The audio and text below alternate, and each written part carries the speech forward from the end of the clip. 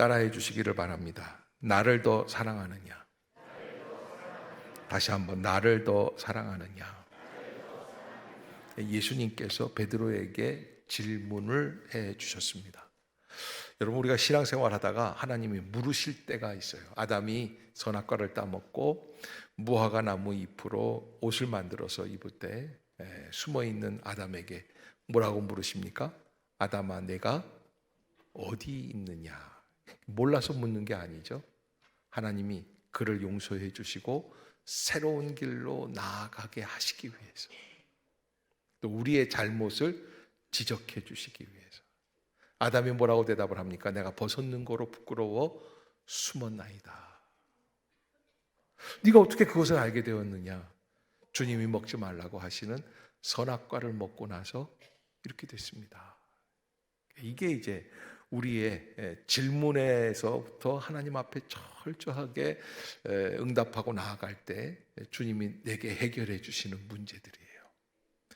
오늘 베드로도 예수님의 질문을 받게 됩니다. 여러분, 우리가 주님이 나한테 너 왜 이러니? 라고 질문하시면 내게 뭐가 있는 거예요?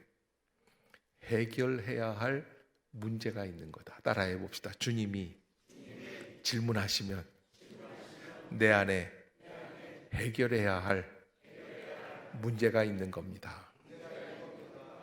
4학년 때인가, 초등학교 4학년 때예요.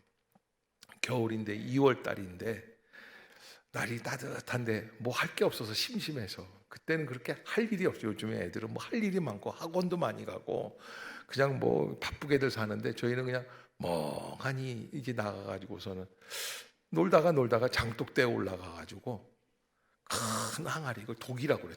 큰 독이 있는데, 그렇게 보니까 다른 거는 다 뚜껑이 닫혀 있는데 이건 뚜껑이 열려 있어서 며칠 전에 눈이 왔던 게 다 쌓여 있는 거예요. 그래서 내가 또 이렇게 효자예요, 효자. 그래서 눈을 치워야 되겠구나. 엄마가 이제 항아리 이거 하려고 하면 쓸 때 필요하니까 눈을 치워야겠다. 그리고 뚜껑을 닫아야겠다. 그리고선 이거 눈을 이제 너무 크니까 내가 이렇게 엎드려서 항아리 이렇게 속에서 기울여서 이렇게 딱 눈을 파고, 밑에는 얼었어요. 그러니까 또 제가 머리가 좋아요. 그래가지고서는 이걸 어떻게 녹이나 가만히 생각했더니 연탄 부지깽이라고 있어요. 연탄 집게를 갖다가 연탄에다가 이렇게, 그러니까 뭐 심심하니까 할 일이 없으니까 그걸 이렇게 했다가 들고 가서 얼음에다가 치고, 역시 나는 에디슨으로 태어나야 되는데 이렇게 태어나. 그리고 한참 해가지고 하는데 이제 뭐 하다가 안 되는데 잘 안 녹아요. 그게 안 녹지. 뭐 이게 녹겠어요. 그게 어떻게 녹겠어요. 근데 나중에 이렇게 봤는데 항아리는 이렇게 흔들리는데 밑바닥은 가만히 있어. 깨진 거예요. 밑바닥이 금이 간 거예요. 꽝꽝꽝꽝. 야, 우리 어머님이 아끼시는 독이 참 잘생겼어요. 큰 독인데 얼른 뚜껑을 덮어놓고 아무 일도 없었다는 듯이 내려왔는데, 아버님이 그날 밤에 이제 야, 일로 와라. 이런 얘기 저런 얘기 하는데, 내가 미국의 초대 대통령 조지 워싱턴 이야기를 해주마. 그 사람이 왜 이렇게 대통령이 될 수 있었는 줄 아니? 그러니까 내가 뭘 알겠어요. 왜요? 그러니까 그냥 이렇게 얘기를 해주시더니 어린 시절부터 알아봤다는 거예요, 워싱턴은. 그래서 뭘 알아봤다? 정직했대요. 그러더니 뭐라고 그러시냐면, 아빠가 생일날이라고 조지 너 이거 갖고 놀아라. 그러고 인디안 도끼를 사줬는데 이걸 갖고 휘두르다가 아빠가 제일 아끼는 나무를 하나, 가지를 잘라버렸다는 거예요. 아빠가 들어와가지고서는 막 노발대발해서 화가 나가지고 누가 그랬냐 하는데, 워싱턴이 탁 나와가지고 도끼를 아빠한테 내밀면서, 아빠 제가 잘못했습니다. 아빠가 사주신 도끼로 너무 기뻐서 휘두르는 바람에 나무가. 그러니까는 또 워싱턴의 아버지는 훌륭한 분이잖아요. 그래, 내가 네 잘못을 알았으면 됐다. 용서하마. 근데 이게 이틀 밤을 자도 계속 그 얘기가, 조지 워싱턴 정직해서 이렇게, 또 나는 항아리를 깨먹었는데 어떻게 하면 좋을까? 이틀째 되는 날 엄마한테 조용히 얘기를 했어요. 엄마, 사실은 이렇게 됐어요. 제가 그날 알았어요. 우리 어머니는 조지 워싱턴의 아버지하고는 질적으로 다르신 분이구나. 후드러 패는데 그냥 그 항아리 값을 제 엉덩이로 다 때웠어요. 너무너무 힘들어. 그래서 내가 이래서 대통령이 안 되는, 우리 집안이 이래가지고 막 이런 생각도 하고 저런. 밤에 자는데 엉덩이가 뜨뜻해요. 너무 맞아가지고. 그런데요, 여러분 4학년짜리인데 이런 생각이 들어요. 엉덩이가 뜨뜻한 게 낫다. 그날부터 잠이 오는 거예요. 마음이 편해. 그리고 이런 생각이 들어요. 잘 말했다.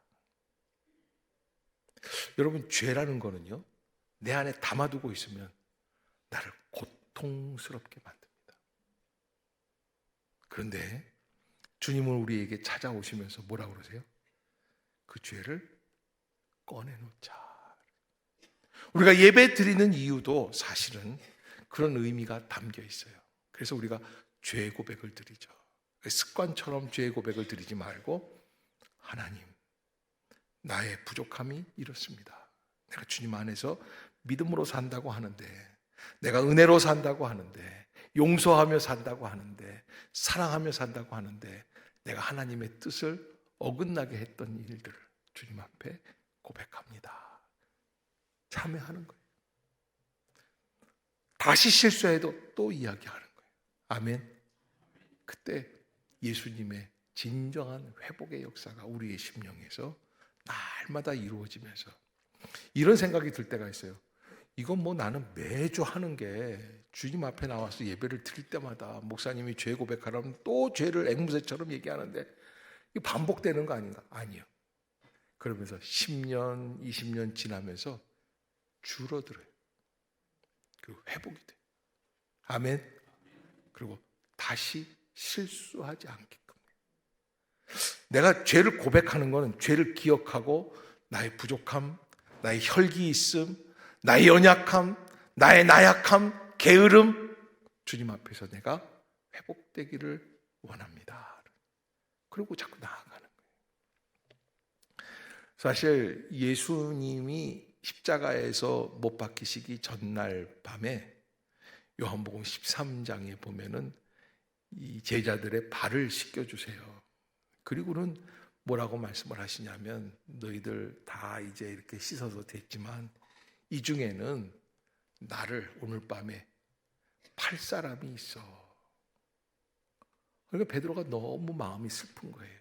베드로가 열심히 특심이고 예수님 사랑에는 으뜸이거든요. 그러니까 뭐라고 하냐면, 주님, 그런 말씀하지 마세요. 모두가 다 주를 버릴지언정 저만은 버리지 않겠습니다.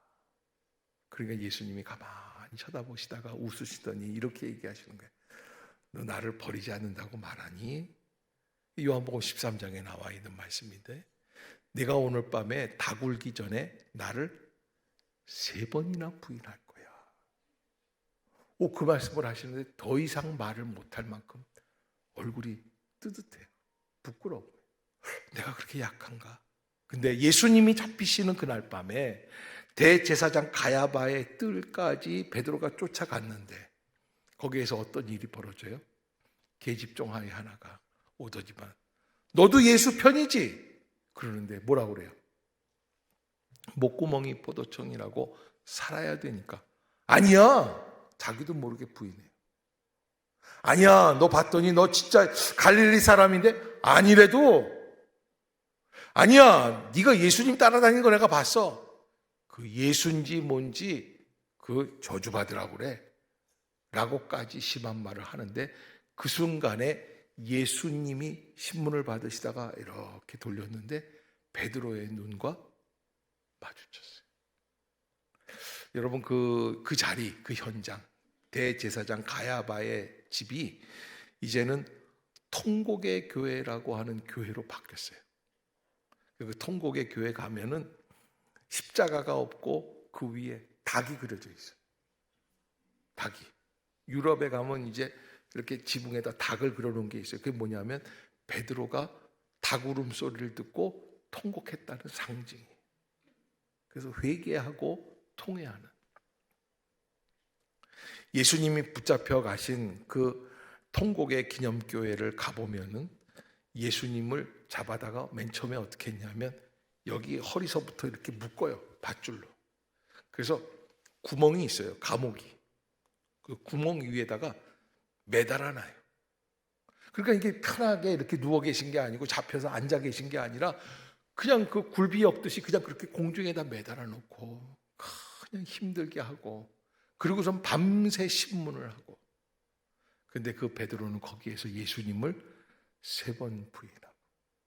그러니까 이 부인한 게 있으니까 예수님이 정작 부활하셨는데 베드로는 그게 들통이 날 것 같으니까 어떻게 해요? 말을 못하는 거예요. 너무너무 죄스러운 거예요. 그러니까 예수님 부활하신 거에 대한 소생과 생명에 대한 이런 감격과 감동이 있어야 되고 그러는데 그렇지를 못하는 거예요. 정말 아버지 재산을 내가 다 펐었다. 근데 아버지가 부활했다. 그러면 아버지가 만났는데 기뻐요, 안 기뻐요? 죄스럽지. 도망가고 싶어. 그게 베드로의 마음이에요.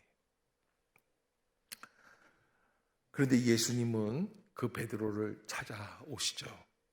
그런 가운데에서 21장 3절에 보면 베드로가 예수님의 제자로서 부활하신 주님을 증거하고 주님의 그 복음의 역사를 잘 감당해야 되겠다라는 생각이 아니라 딴짓거리 하는 거예요. 왜? 지금 예수님과 핀트가 안 맞아요. 그래서 3절 한번 읽어봅시다. 시작. 시몬 베드로가 나는 물고기 잡으러 가노라 하니 그들이 우리도 함께 가겠다 하고.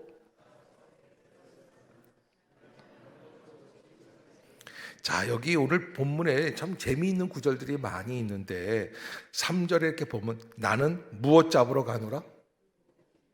예수님이 베드로를 처음 부르실 때 뭐라고 그러셨어요? 너는 장차 사람 낚는 어부가 되리라. 아멘.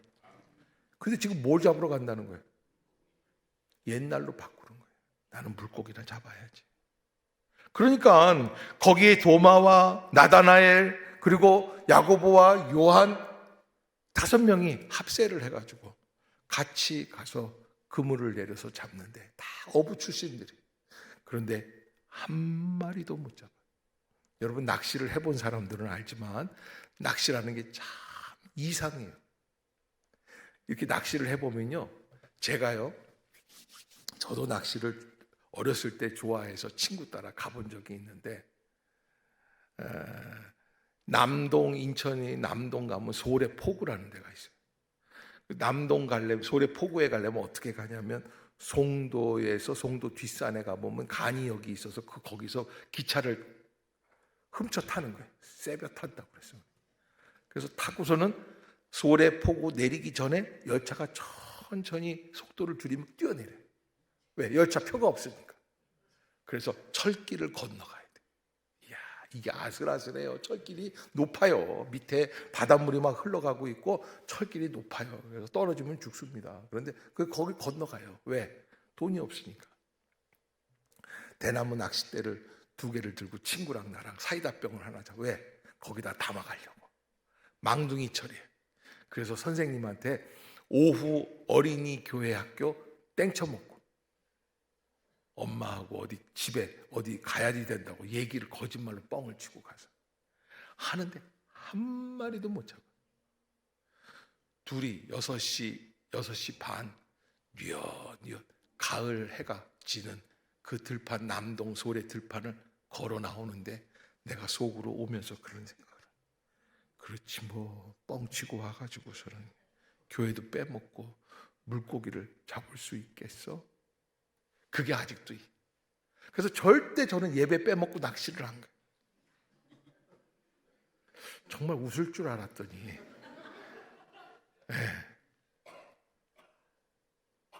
어느 목사님이 휴가를 갔는데, 목사님은 휴가 가서도 주일날을 지켜야 돼요? 땡쳐 먹어야 돼요? 이 목사님은 믿음이 없어.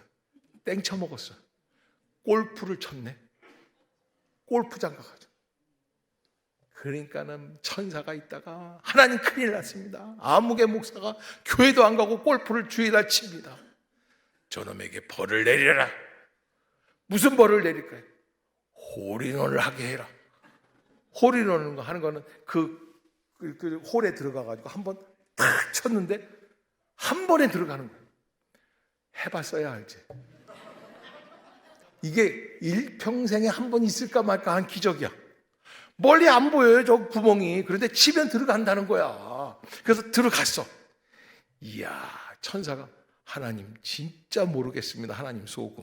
아니 그러면 목사 그 말도 안 듣고 저렇게 주일도 안 지키고 땡쳐 먹는데 저걸 왜 홀인원을 시킵니까? 두고 봐라. 목사가 홀인원을 했다고 자랑하고 싶은데 언제 했어? 그러면 뭐라고 그래야 돼? 주일날 해서 예배 안 하고 땡쳐 먹고서 자랑을 못하는 거예요. 그런 얘기도 있더라는 거예요. 베드로가 왜 고기를 잡으러 갈까? 예수님은 사람 낚는 어부라고 그러셨는데 자기는 스스로 이제 예수님을 3번이나 부인했으니까 자격이 있다 없다? 없어. 포기하는 거예요. 그 포기하고 집에 돌아간 베드로를 예수님이 추적을 해서 갈릴리 바다까지 가요. 성지순례를 가보면 갈릴리 호수가 이렇게 큰 바다처럼 이렇게 쭉 있으면 그 주변을 이렇게 가면은 갈릴리 바다에 나가서 고깃배를 타고서는 나가서 한번 쭉 가보고 다시 돌아와서는 이제 점심을 먹으러 가기 전에 들리는 곳이 하나 있어요.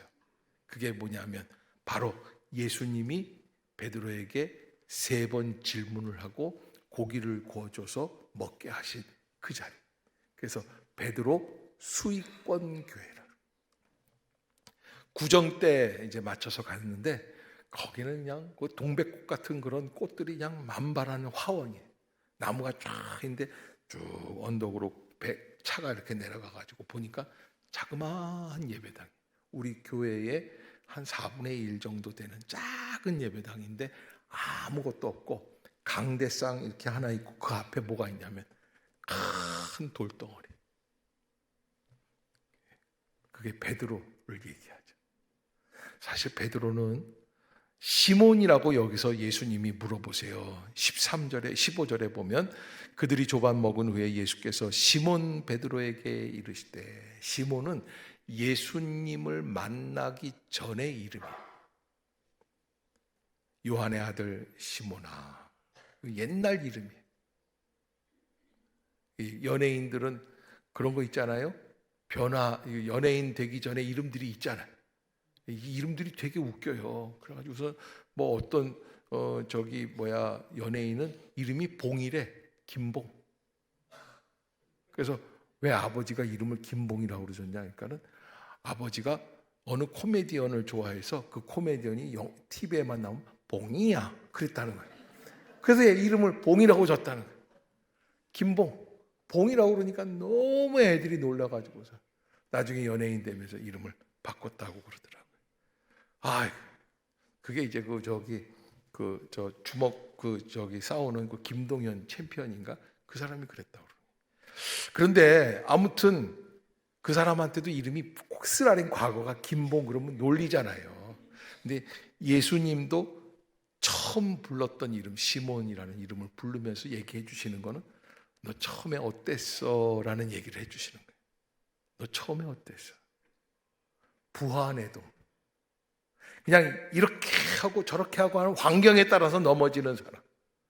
그런데 그 시몬을 향해서 네가 이 사람들보다 나를 더 사랑하느냐?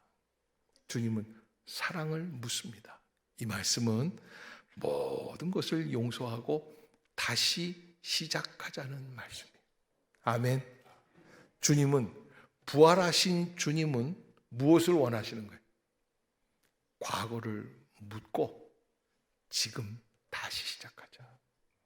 새로운 존재로 나와왔으니까, 새 길을 가는 사람이니까 이제 과거에 얽매여 있지 말고, 그래서 현장에서 간음하다가 잡혀있던 창녀를 돌에 쳐 죽이려고 그럴 때 이런 인간들은 우리 사회에서는 없애버려야 합니다 할 때 뭐라고 그래요? 너희 중에 죄 없는 자가 먼저 이 여인을 한번 던져봐라. 그리고는 그 여인에게 뭐라고 그러세요? 나도 너를 정죄하지 아니하노니 가서 다시는 죄를 짓지 말아라. 그러니까 주님의 용서예요. 여러분, 이 용서가 사실은 십자가에서도 주님은 죽으시면서 뭐라고 그러세요? 아버지여, 저들의 죄를 용서해 주시옵소서. 저들은 자기들이 하는 일을 알지 못하나이다. 그런데 그렇게 말씀만 해놓으시고 그냥 끝난 게 아니라 부활하시면서 부활하신 주님은 어떻게 하시는 거예요? 용서하시는 주님이시다. 아멘. 우리가 믿는 주님은 우리의 죄와 허물을 용서해 주시는, 용서라는 것은 잘못을 저지른 사람을 너그럽게 봐주는 우리의 행위를 의미하고 있습니다. 그래서 용서라는 이 단어를 문자적으로 보면 떠나가게 하는 것. 뭘 떠나가게? 죄를 떠나가게 하는 것. 미움을 떠나가게 하는 것. 저희 아버님이 제가 대학 졸업하고 대학원 들어가는 해에 86년도에 돌아가셨어요. 암으로 돌아가시는데 제가 그때 사실은 그때까지 25 정도 됐는데 아버지하고 사이가 안 좋았어요. 왜냐하면 제 평생에 그때 25년 사는데 아버지 때문에 고생한 것 같아요. 아버지가 사업 실패하고 아버지가 그냥 가정을 어렵게 하고 그러면서 또 맨날 또 장로님이세요. 장로님들이 아주 부부싸움의 달인이세요. 그래가지고서는 우리 어머니 권사님이시고 장로님 권사님들 꺼진 불도 다시 봐야지 돼요. 아주 집안에 아주 평지풍파가. 그러니까 아버님이 또 자존심이 있고 이북분이니까 혈기가 있으시니까 그냥 막 밥상이 날아다니고 그랬댔어요. 그러니까 이게 서로 좋아하지를 못하고. 그런데 아버님이 이제 암이 되시고 78세에 돌아가시는 거예요. 내가 마음이 너무 안 좋아요. 그때는 이제 제가 이제 84년도, 85년도에 제가 은혜를 새로 받았어요. 그리고 이제 한 2년 지나니까 아버지를 이렇게 보내서는 안 될 것 같다. 그래서 하나님께 기도하는 중에 40일을 아침 금식을 했어요. 아버님을 위해서. 그러니까 참 이상해요. 도저히 용납할 수 없었던 분인데 은혜가 돼요. 그리고 기도하다 보니까 아버지가 나를 참 사랑했는데 내가 아버지에게 참 귀한 아들인데 그런 마음이 드는 거예요. 나중에 돌아가실 때 제 무릎팍에서 돌아가셨어요. 한 달을 아프시다가 그렇게 돌아가셨는데 그러면서 거기에서 눈물로 서로 화해하고 서로 사랑하고. 사실은 이제 그 미워할 때는 아버님이 이게 전립선암이 계셔가지고서는 막 이제 소변 냄새도 나고 이러니까 다 싫었어요. 그런데 화해가 되니까 냄새가 안 나. 하나 어머님이 너는 냄새가 안 나냐? 좀 괜찮아요. 그리고 그냥 식사를 떠드리고 그래도 전혀 문제가 안 되고, 아버님 드시던 숟가락에 나도 먹기도 하고 그렇게 하면서 아버님과 화해를 했어요. 그리고 돌아가셨는데 돌아가시고 나니까 너무 마음에 기쁨이 있고 화해하기를 참 잘했다.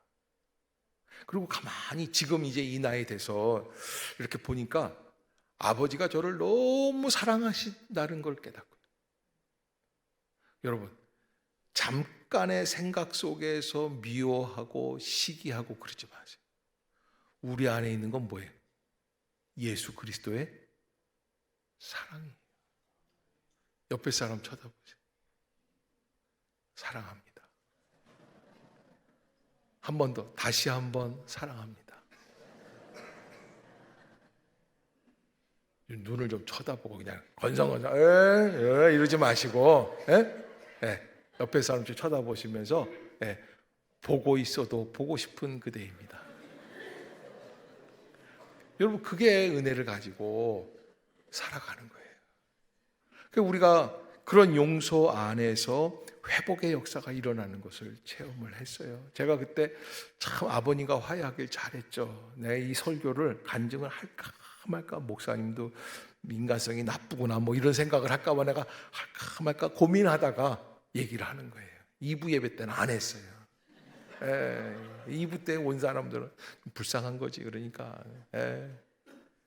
여러분, 제가 왜 이 말씀을 드리냐면 용서란 우리를 믿음의 새로운 차원으로 인도하는 통로예요. 예수 그리스도의 용서, 십자가의 용서, 부활하신 이후의 용서. 여러분, 이 용서가 이루어지면서 어떤 일이 벌어졌는 줄 아세요? 베드로는요, 예수님의 은혜를 힘입고 사도행전 2장에서 성령의 폭발이 이루어지면서 120명이 방언으로 기도하면서 은혜를 받고 체험을 하고 막 그러는데, 사람들이 6월절에 다 오순절에 모여 있다가 이 사람들이 왜 이렇게 하냐, 그때 베드로가 딱 일어나더니 설교를 해요. 그날 회개한 사람이 몇 명? 이렇게 하니까 5명, 그러는 분이 5,000명이 회개를 해요. 왜 그 사람이 베드로가 한 이야기에 5,000명이 회개했을까? 왜? 용서받은 자의 은혜를 가지고 선포하는 거예요. 나는 의로운 사람이고 나는 원래 잘난 사람이고 너희들은 다 죄인이 아니에요.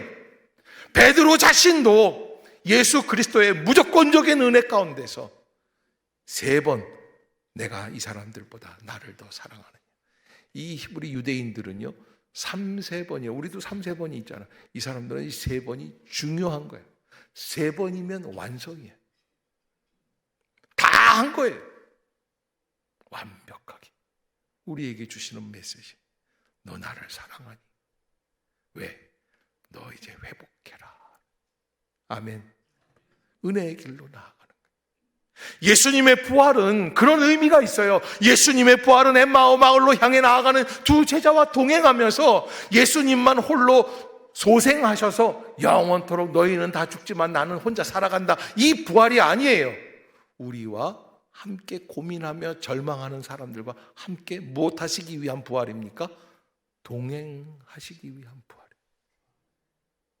사람들 다 죽는데 혼자 살면, 드라마 같은 데 보면 왜 그런 사람들 있잖아요. 조선시대 때부터 있었는데 아직까지 안 죽고 나오는 사람. 한 번도 안 본 것 같은 표정인데 그 얼굴도 잘생겼더라고. 그저 고민. 그러면서 그냥 혼자서 그 무슨 의미가 있어. 그런데 예수님의 부활은 그런 부활이 아니라 어떤 부활이에요? 우리와 함께 하시는 부활이고, 두 번째 오늘 사건에서 보면 우리를 용서하시고 구원의 온전한 길로 인도하시는 부활이에요. 아멘. 따라해 봅시다. 부활의 사건을 믿습니다. 그럼 어떻게 해야 돼요? 용서하고 용납해 주는 거예요. 묵인하는 게 아니에요. 용서라는 것은 죄를 묵인하는 게 아닙니다. 예수 그리스도를 통해 새 옷을 입을 자격을 받고 하나님의 은혜 가운데 해를 입었던 것을 기억하지 않기로 결단하는 행위가 용서인 줄로 믿습니다. 그래서 잘못이 전혀 없다는 것처럼 대하는 게 아니라, 하나님 심각한 죄가 있지만 그것을 하나님 앞에서 해결해 주고, 그리고 그 다음에 이 용서라고 하는 단어에는 뭐가 있냐면 안 갚아도 된다. 야, 이것처럼 기가 막힌. 옆에 사람 쳐다보세요. 네. 보세요. 얘기하세요. 꼭 한 돈 안 갚아도 돼요. 세 사람이 후회하고 있어요. 이럴 줄 알았으면 지난주에 100만 원씩 꿀걸. 여러분, 이게 회개라는 것은, 바로 용서라는 것은 그 사람의 물질까지도 다 그냥 용서해 주는 그 은혜가 용서에 있다라고 하는 거예요. 그래서 예수님은 그에게 새로운 비전을 주십니다. 그 비전은 무슨 비전입니까? 바로 내 어린 양을 먹여라. 따라해 봅시다. 내 어린 양을 먹여라. 다시 한번, 내 어린 양을 먹여라. 지난 3월 달에 3월 마지막 주가 부활주일이었어요. 그런데 그냥 여전도에서 봉사활동을 잘 해주셔서 잘 먹었는데 딱 2분이 부엌에서 그러더래요. 하필이면 5번 다섯째 주에 예수님 부활하셔가지고 다섯째 주에 식당을 쉬기로 했는데 이게 무슨 고생이냐? 그 막 그냥 슬퍼하시더라는 거예요. 아니 오늘 내가 왜 이걸 해야지 돼? 아니 하필이면 왜 오늘 부활하셨어? 다음 주에 부활하시든지 그러지. 죄송해요. 3월 다섯째 주에 부활하셔서. 그런데 여러분, 이 부활의 영을 우리가 함께 누린다는 것은 다섯째 주에 일을 해서 억울하다는 게 아니에요. 용서받을 수 없는 자가 용서받은 감동. 아멘. 안창호가 아니라 방정환 선생님. 소파 방정환. 좀 아는 체 좀 해봐요. 내가 뭐 일본 사람 얘기하는 것 같아. 일본에서 유학을 마치고 왔는데 내가 이 조선을 위해서 뭘 해야 될까 그러는데 이렇게 여러 가지 고민을 하는데 어느 날 밤에 도둑이 들어왔어. 밤에 이 부잣집 아들이 왔다고는 소리를 듣고 강도가 칼을 들고 와서 돈 내놔. 그러니까 불 좀 켜봐. 불 좀 켜면 큰일 나잖아. 왜? 얼굴을 알아보니까. 무슨 소리야? 그래도 켜. 괜찮아. 내가 줄게. 딱 돈을 주는데 제법 많이 줬어요. 그리고 들고 나가는 게. 그러더니 씩 나가는 거예요. 그러니까 여보시오! 방정환 선생님이 호령을 하는 거예요. 그러니까 저놈이 죽을 놈을 살려주니까 왜 저래? 일로 오시오! 강도를 다시 오라는 거예요. 그래 왔다. 그래 칼 들고 왔어요. 이보시오. 내가 당신한테 돈을 주지 않았어. 그래. 그러면 고맙다는 인사를 하고 가시오. 강도가 기가 막힌 거야. 이야, 저는 웃긴 놈이네 저거. 아니, 야, 강도한테 뺏기고서 고맙다는 인사를 받으려고 그래? 그래, 고맙다. 그러지. 아이 참 더러워서 태태태 침을 뱉고 간 거야. 한 2시간도 못 돼서 일본 헌병한테 잡혔어요. 끌려왔어요. 그러더니 모시모시 이 사람이 맞습니까? 아, 예, 맞기는 한데 이 사람이 당신네 집에서 돈을 훔쳤다는데 맞습니까? 아니, 훔친 게 아니라 줬다고. 무슨 소리입니까? 이 많은 돈을 줍니까? 새벽에? 예, 줬어요. 당신 나한테 감사하다고 했어, 안 했어요? 했지요. 그리고 형사한테 말하는 거예요. 세상에 강도가 돈 받았다고 고맙다고 인사하는 사람 봤습니까? 없지요. 가세요. 형사가 갔어. 둘이 남았어. 자네도 가. 괜찮아. 이 사람이 못 가. 아침 내내 무릎을 꿇고 우는 거야. 생전 처음 봤어. 뭘? 용서를 체험하는 거야. 돈 많은 일본 사람들은 조선 사람들을 억누르기만 하려고 그랬어요. 자기한테 돈을 주고 고맙다는 인사를 하라 그리고 모든 죄를 용서해 준 걸 처음 체험한 거예요. 그 사람이 나중에 방 선생님 운전기사가 돼요. 평생을 도와줘요. 목숨 바쳐서. 왜? 다섯째 주에 부활주일이라고 그냥 이러지 않아요. 받은 은혜가 있으니까.